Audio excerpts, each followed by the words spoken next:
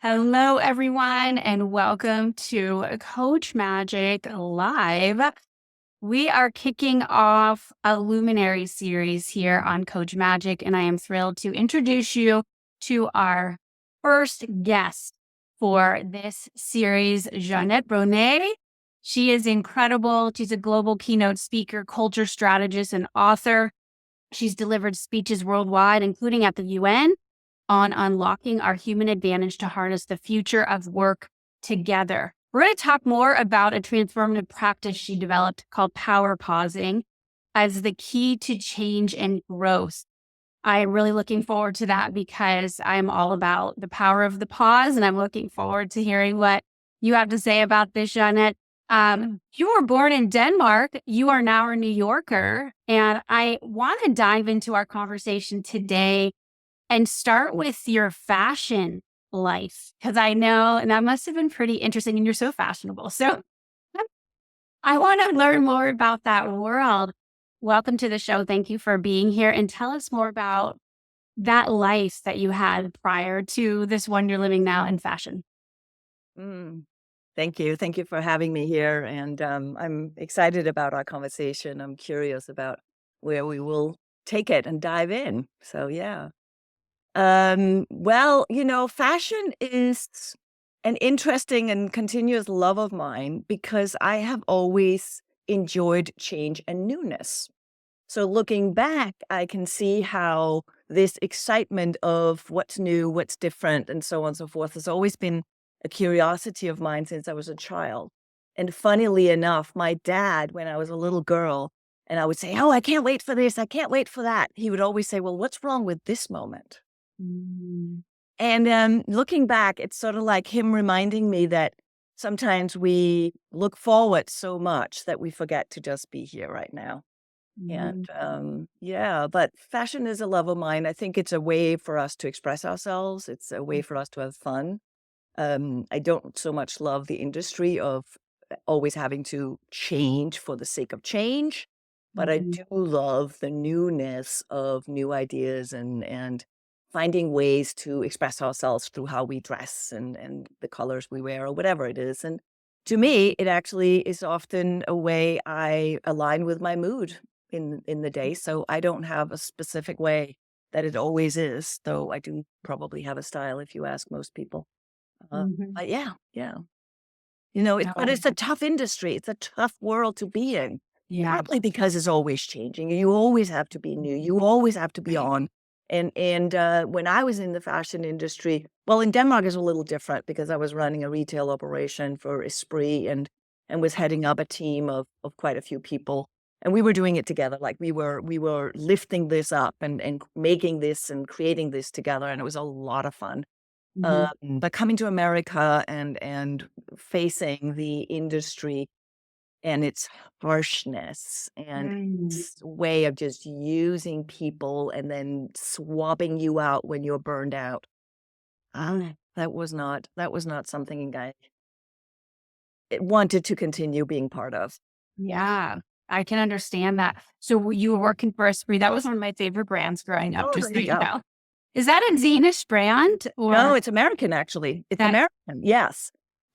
But it created a whole European side of it and had a completely different vibe to it. The stores were a different design. Uh-huh. Um, the owners, the founders were still part of it in Germany, and I met them many times when we were working on developing the retail strategy for Europe as a whole and Mhm. Scandinavia Mm. specifically.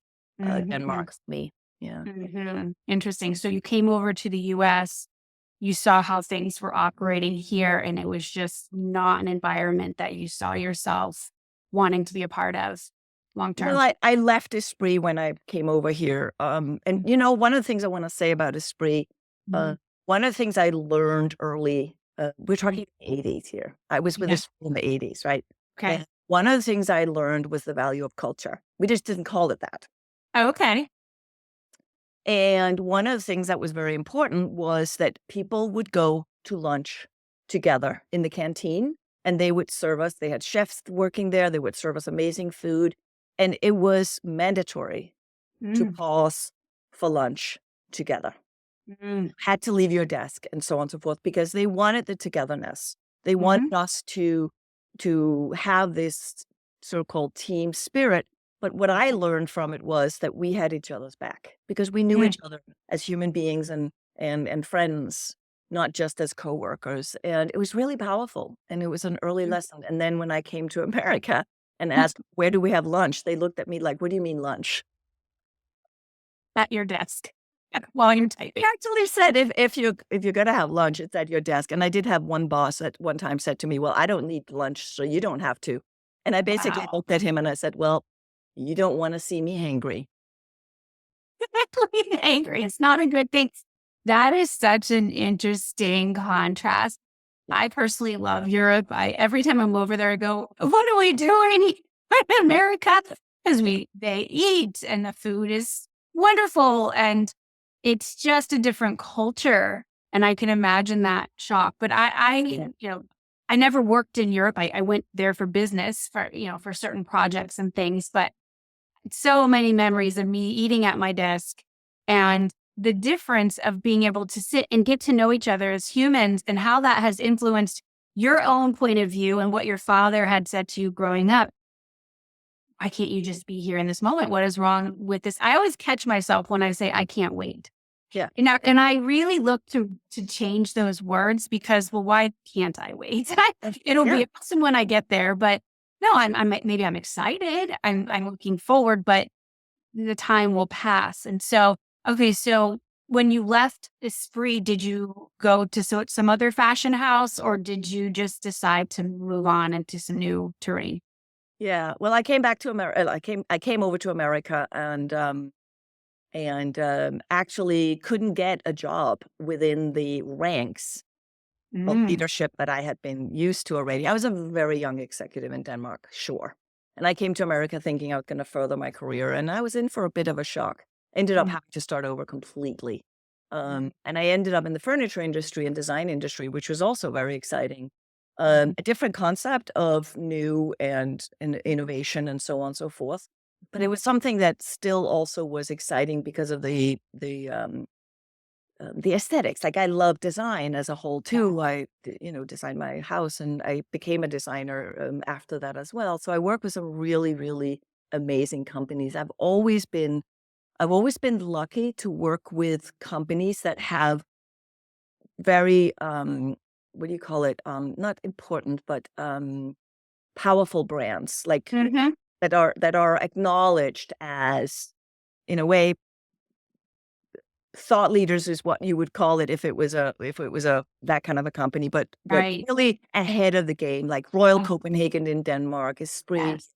so on and so forth. I've always been very lucky to work with amazing brands, amazing companies where the where the thought wasn't just on let's sell more stuff, Right. but there was a real um relationship with what we were doing. And that has always really inspired me, that having a relationship with what we're doing. And so that's one of the things I think about the design industry, the furniture industry, because it's all this about how we create spaces for humans. We're either dressing in a certain way, which creates a relationship with ourselves and how we feel. We're in a space, we're sitting in a chair, we're in an office, we're in a environment, we're in a store. And I ended up starting my own design company after a couple of years of working with others and work with, again, amazing designers creating design spaces. And one of my questions to the designers was always, how do you want to make people feel in your clothes and in your space? Like, what is Mhm, it that makes people feel the way you want them to feel? Because that to me is a brand. That to mhm. me is the brand. I feel this way when I engage with the brand in this way, or with the clothes or the place or the space and so on and so forth. And to me, that's also what corporate culture is. Yeah. I think of corporate culture as our inner brand. It is Mhm, how we feel when we're together. It's how we feel when we work, and it's how we feel about what we're working for and the mhm, impact we're creating in the world. And I think one of the things we're losing is the connection with what really drives us every single day and what motivates us. And I believe it is to be aligned with what we care about. mhm. Yes. And we lose the connection with that so fast when we're under stress, when we're under pressure, when we're just focusing on performance and so on and so forth. So I took this in a whole different tangent than where we started, which was about taking a pause for lunch. But Mhm. it's that I think that we are undervaluing and misunderstanding how much we're driven by how we feel because Yeah. we've suppressed that so much. So it's just underlying and it's Yeah. in our unconscious behaviors in a way that I think it's powerful to reclaim agency over by being in Yeah. touch with ourselves. And that's what that pause is. It's not Mhm. just about taking time off for lunch. Right. It's about recognizing that if we just keep going, we're actually not effective. Right. And we're Exactly. also not together. It's Right. the Right. isolation. Yeah, the isolation, it's so important, like, everything that you're touching on, and I think a lot of I was actually just reading an article last night, you'll be proud of me. I got la yesterday, it was just, when everything just hits, you go, I gotta take that pause." I gotta take that pause. I got into my bathtub, and I take maybe 1 or 2 baths a month. I wish I would take more, obviously, I'm showering every day, but the bath, where you draw the water and so I had a magazine that they tend to just pile up. And I finally said, I'm reading an article from The Atlantic. Mm. Because these articles are very long. I don't know if you read Yeah, articles, yeah, but they're quite robust, well researched. You got to give some time to this. yeah, yeah. And it was the cover story, and it said something like the antisocial era or something. Mhm. Interesting. And yes, and so it's fascinating, because you and I, our paths cross because we have the same client. We do work with this incredible organization, and that's how you and I know each other. But it talked about how we need each other so much. And you Yeah. think like, oh, well, I'm an introvert, I need my downtime. And I do, I need my downtime, but they the data supports the power of even having a conversation with a stranger, Yeah. in the store. And they showed a graph of time that people were spending, not with others or whatever. And obviously it spiked so high in 2020. And it's incrementally come down, but nowhere near where it was in 2019. And so what you're talking about with connection and then feeling our feelings, which some people are terrified of, For it's still very important. Yeah. So talk us through the concept of power pausing. Tell us more. Like, how can we do this? What do you know that we all can learn from here today? Yeah. Yeah. Well, a lot of times we sort of dismiss how we feel Hmm. rather than actually using it as information. So that's the Right. first thing I want to say about that, right? Mhm. We have sort of dismissed um dismissed that because we've been told that emotions are not welcome. And I grew up with a mother who struggled with bipolar disorder, so there was no emotional regulation. I agree. The reactive emotions that are flare-ups, no, no, no, we don't want those. But Mhm. that's the misunderstanding, right? That we think that's it, right? We think Mhm. that is expression of emotion. No, that's expression of suppressed emotions. And Mhm. so if we can actually learn to check in and say, hey, how am I feeling right now? And what do I need so that I can? So that's the short of it, right? So even before we started here today, I sat down, I had my couple of minutes before we started and I said, well, how am I feeling? And what Mhm. do I need so I can feel optimal, right? And I checked in, I was like, okay, my mind feels clear and curious. Mhm. My heart feels excited and open, and my body feels calm and grounded. And that makes me feel like I'm ready to meet this without any sense of distraction, right? Mhm. I think of having conflict on the inside creates a distraction in terms of how we stay present and focused. Now, if I had noticed that I was feeling antsy or nervous, I would have done something to help me calm down.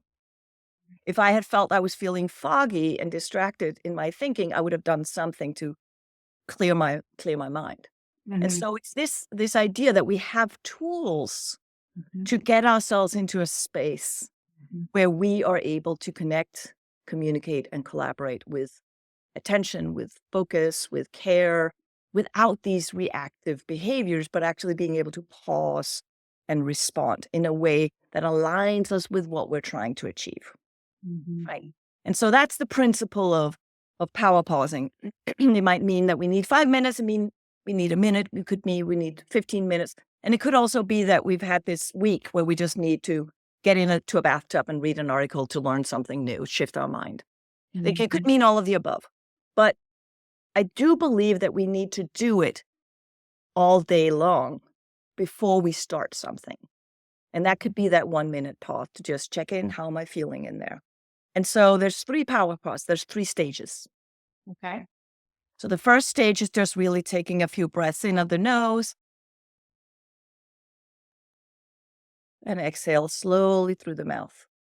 And inhale through the nose all the way into the belly. And exhale through the mouth. And we need to inhale all the way into the belly so that we ground our bodies and calm our nervous system down. So we actually expand the belly on the inhale. And then long exhale. And that actually calms our nervous system down. Now, if we're feeling tired, we might want to beef that up, but most people feel a little anxious. So let's just allow that. So we're allowing the nervous system to ground us a little bit. And I don't know if you can feel it, but even just feeling your feet on the ground right now, you're probably feeling a little bit more calm and grounded. And that was just 3 breaths, right? So if we could do that, we can even do that in a meeting when we're feeling like we're getting a little, we can just calm ourselves back home, come back home, as I call it, and be in that moment within ourselves for a moment, just that minute that it takes to re-find our power. Because our power isn't up here. Our power is when we're aligned with mind, heart, and body, right? And that is our focus and attention, aligned with what we care about. So we're not in fear, but we're in purpose. And then the body feeling ready and open to be present and do whatever it is. And then the next piece is, how am I feeling in there? Like, what are my emotional state? And so, for example, a lot of times if people feel anxious, they tell themselves they have to calm down. But if we really look at anxiety, it's not about calming down. It's about feeling in control. So we can use that power pause to identify, or if we're feeling really tired right now, or if we're feeling really overwhelmed right now, whatever it is we're feeling, to just notice it. And allow that, oh, that's how I'm feeling. And then we can ask some questions about it if we want, to just make ourselves the observer of it. Like, what kind of color does it have? Does it have a temperature? Does it have, so that it doesn't become like these labels, but rather a relationship with it. It's what's called the felt sense. We always have a felt sense inside. And that felt sense can be in the background of our emotions. It's a really powerful practice, and I'm not doing it justice here by just going through it like this, but felt sense focusing is a real, like, as a whole process as well. But that's using to this in as part of the power pausing. It's just getting into our felt sense. Like I was saying, I feel my head is clear. I feel like I clearly. I feel my heart is open and engaged. If I felt it was shut down and scared, I would need to work on that to be present here with you, because if not, I would be distracted by that. I would be distracted by my nervousness. I would be distracted and not think clearly. My thoughts would be over there trying to defend and protect myself. Yes. So if we can come back home for a moment, just acknowledge how we feel. And then we can ask ourselves, okay, what do I need right now so that I can, whatever it is we need? And that's the third power pause, is that we're starting then to engage with, what's the purpose of what I'm doing here? So we're aligning with what it is that we're trying to achieve. And so part of the power pause, there's 2 things I want to point out. One is that we tend to get stuck in the pothole of what's not working. So if we're under stress and fear, that is how we will react. We will defend, protect, avoid, whatever it is we do. And that's what I call the pothole of FUD. Pothole of FUD. Fear, uncertainty, and doubt. And we can get stuck in the FUD. Just like we would get stuck in the mud, we would get stuck in the FUD. And so if we get stuck in that FUD, the faster we can get out of it. So we often get sucked into it, and we get stuck there, and it becomes like a rabbit hole. Yeah. And it can take forever to get us out of there. And that's why people are scared of their emotions, right? Because they think it's a rabbit hole and they're going to get stuck in these emotions. I used to believe that. I used to avoid my emotions because I saw my mother being in this rabbit hole of what's not working, the depression, the darkness. And I was, as a little child, I felt like my job was to distract her attention so that she could focus on something else, and that would get her out of the pothole. I didn't call it a pothole back then, but Yeah. and I'm looking back and I'm seeing this little girl trying so hard to make her mother happy. Mm. And so I don't think there is a mistake of why I'm doing what I'm doing today, right? Absolutely. And it is about integrating that whole human, which means being able to listen to and use our emotions as information. And then we can ask, what do I need so that I can, right? And so I go into a lot more detail in my book about the 3 stages of power pausing and so on and so forth. But that's the essential, right? And so if, for example, we feel anxious, we can ask, what do I need so that I can feel more in control? This is the piece that's really interesting because I'm also a hypnotherapist. And so what happens is that the question we ask becomes the answer we're looking for. Okay, say more about that. So if we're saying, why is this not working? Like, we will find the reason why it's not working. Okay. But if we acknowledge it's not working, because we already know we don't feel it's working. Right. That's the FUD, that's the pothole, that's whatever it is, right? And if we can redirect our attention and say, okay, I acknowledge it's not working. What do I need so I can make it work? Now that's the problem we're solving. So power pausing is creating this gap in time, this space.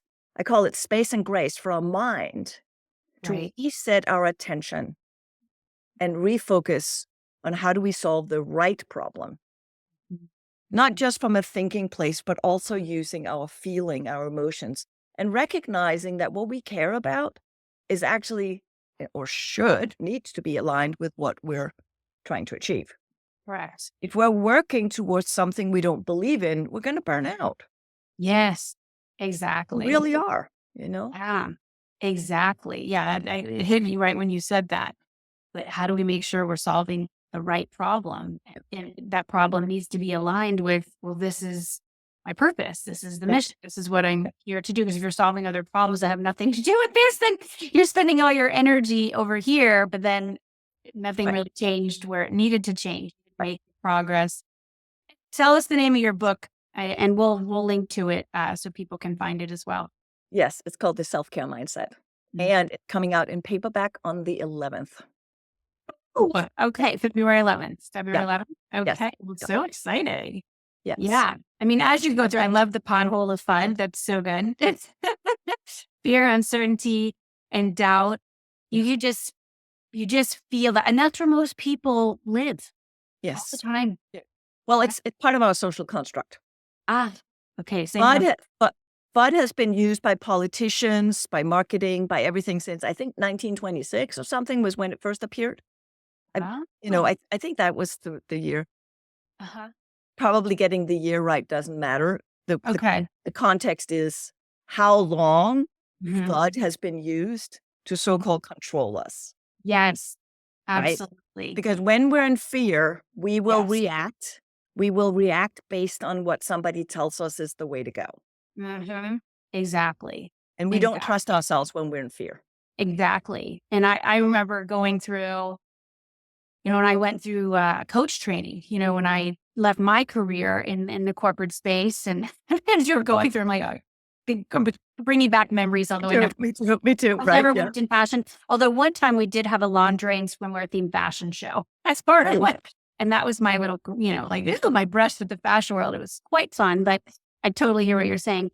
And I decided I'm becoming a coach, and I went through, this extensive coach training and learned that, the two lowest levels of energy are victim and conflict energy. And the vast majority of the world lives there, operates from that space. And so it is no surprise that most companies, certainly the news, everything else, that's how they're connecting with you. That's how they're pulling you in. That's how they keep you stuck. That's how they keep you panicked, in a state of panic.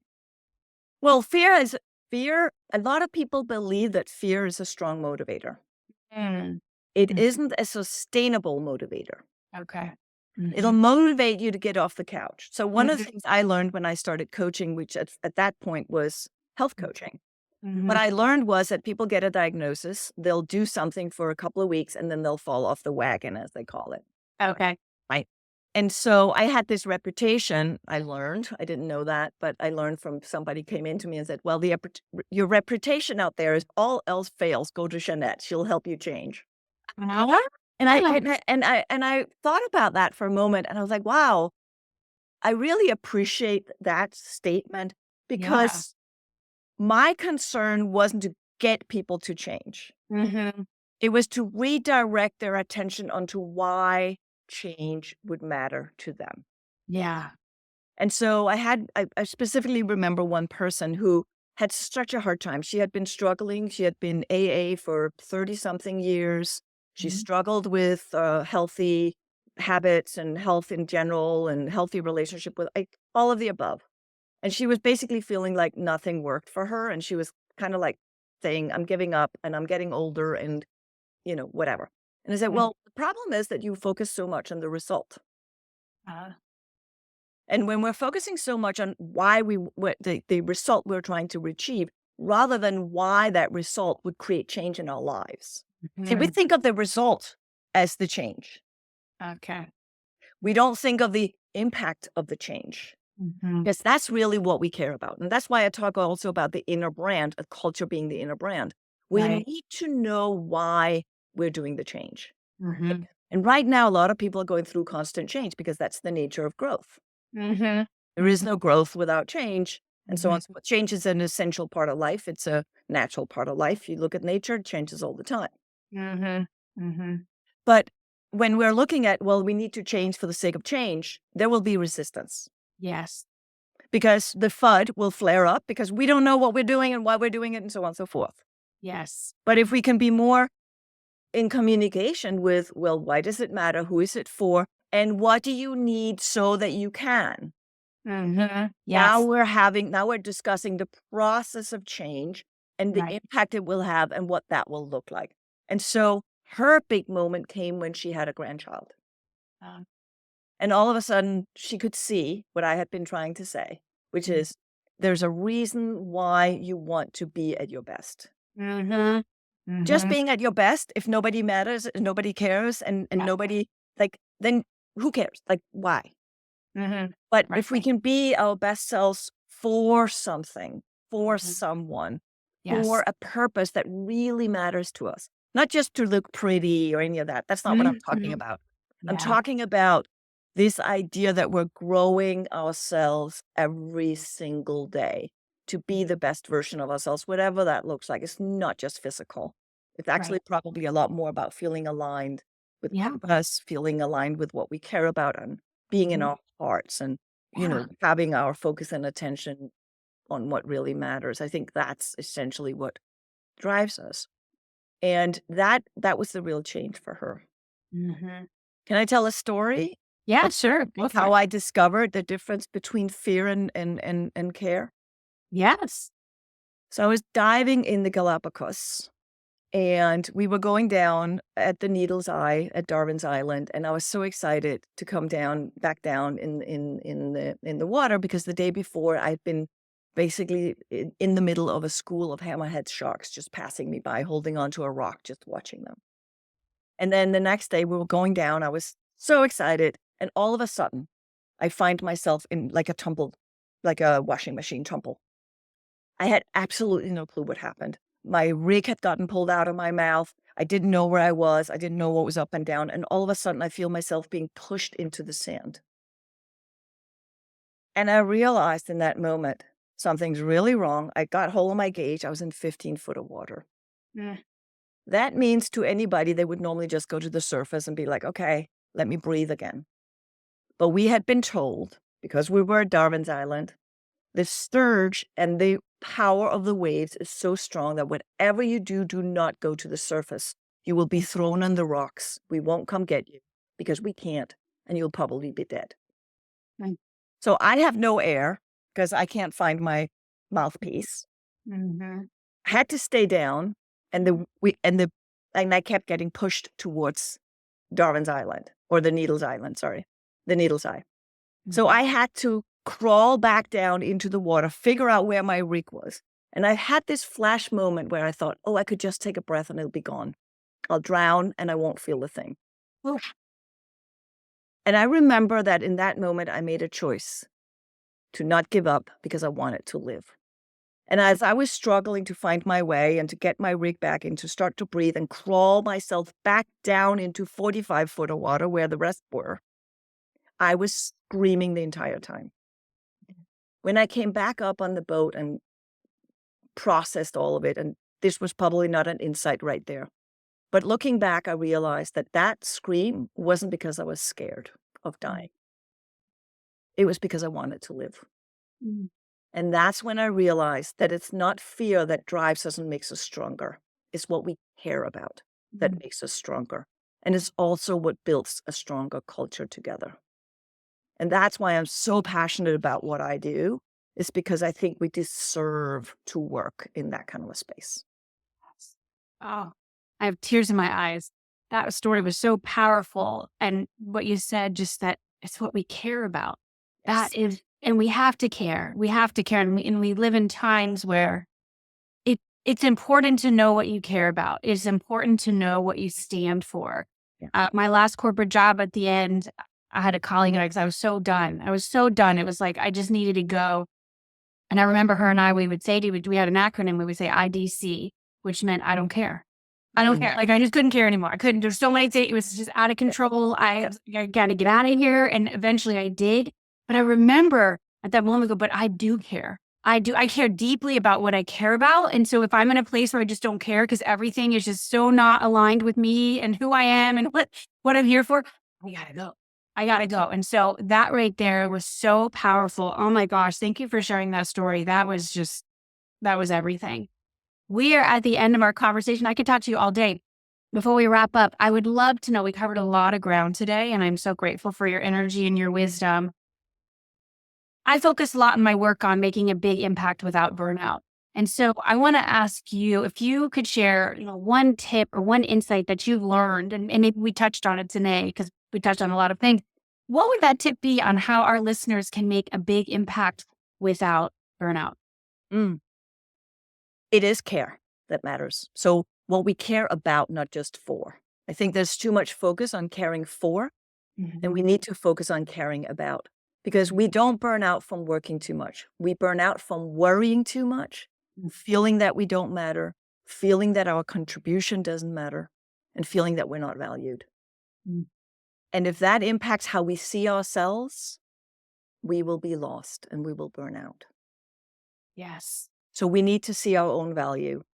We need to see that we do matter, and we need to ask, what do I need so that I can? And that might be having a conversation. It might be stop worrying and start figuring out, well, what is it that I'm stuck in the thud? It is really asking those questions to ourselves.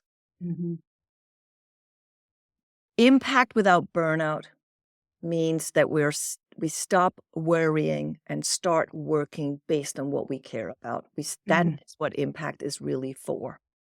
And that includes caring about ourselves. We cannot create impact without caring about ourselves.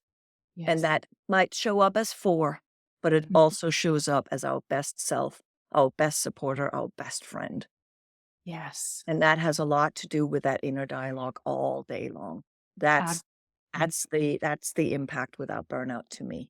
Yes. Well said. So beautiful. Where can people find you online and all the places? Where would you like to guide everyone today? Well, you can find me anywhere as long as you look for Jeanette Bronée, because I think I'm the only one in the world with that name and I can't hide. So I need to stand for what I stand for and make sure I do it right.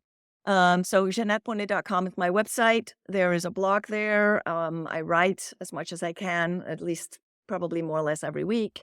And I hope to create just a lot of content. My new book is coming out on the 11th, The Self-Care Mindset, where you can learn a lot more about the benefits of power pausing. And in the book, there is a link to a pause on this. I call it a pause book instead of a workbook. Mm. The pause book, where you would have all the different questions that you can ask yourself to reclaim agency over how you think, how you engage from your heart, use your emotions for good, and then how you act and make more discerning decisions in the world. That's the benefit of power pausing. Yeah. Okay, everyone. So go get that book, The Self-Care Mindset. Oh my goodness. And your all the socials and your site. You are amazing. I'm so glad that we did this today. Thank you for I being a am. Oh, thank you. luminary speaker here on Coach Magic. I know that everyone tuning in received a tremendous amount of value, as did I. And so thank you so much. And thank you to everyone who has tuned in today. Let's keep going. Impact without burnout, power pause. We gave you a lot to play with today, and we send you all the best. And I can add, maybe, thank you for your care and attention in this world. We need it. Yes. Yes. I received that today, and I am grateful for this conversation. Okay, everyone, be Right. well. Be well. Be well.